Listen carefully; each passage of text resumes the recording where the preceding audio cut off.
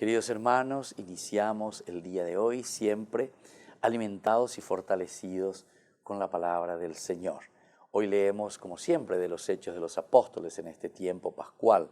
Estamos en el capítulo 19 del 1 al 8. Mientras Apolo estaba en Corinto, Pablo atravesó la meseta, llegó a Éfeso, encontró a otros discípulos, les preguntó: ¿recibieron ustedes el Espíritu Santo al aceptar la fe? Y ellos le dicen: ni siquiera hemos oído hablar de un Espíritu Santo.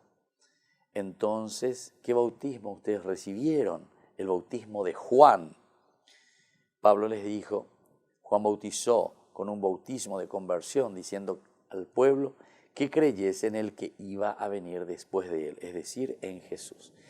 Aquí tenemos que saber, queridos hermanos, que detrás de estos escritos tenemos también el problema de la identificación, de la identidad del Mesías. Recuerden que tanto Juan como también los otros evangelios, de cierta manera, nos están reflejando que había un grupo muy fuerte que seguía a Juan el Bautista y pensaban que verdaderamente Juan el Bautista era el Mesías. El otro grupo también sigue muy de cerca a Jesús de Nazaret y piensan y dicen que es el Mesías. Estamos ya aquí bien adelantados en cuanto al transcurso y la vida de la comunidad cristiana, pero la identidad del mesianismo sigue todavía un poco tambaleando.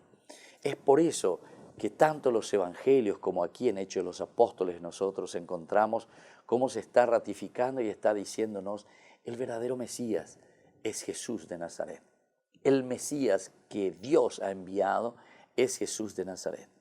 Y entonces por eso, cuando te presentan en preguntas retóricas y dicen: bueno, este bautismo de Juan, y ustedes ya recibieron el bautismo verdaderamente en el Espíritu Santo, y ellos dicen: pero ni escuchamos hablar.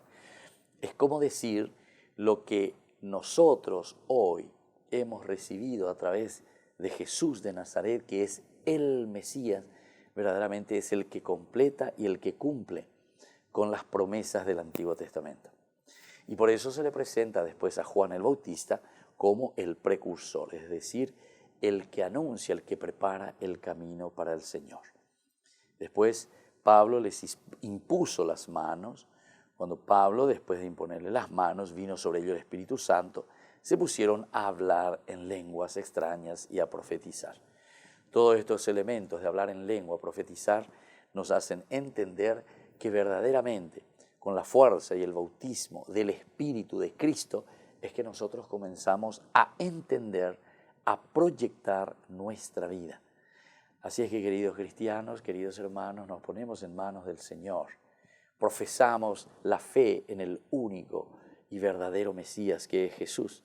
Y es esto, dentro de su identidad, que también nosotros nos identificamos y vivimos como cristianos verdaderos. Que la bendición del Señor descienda sobre ustedes, el Padre y el Hijo y el Espíritu Santo.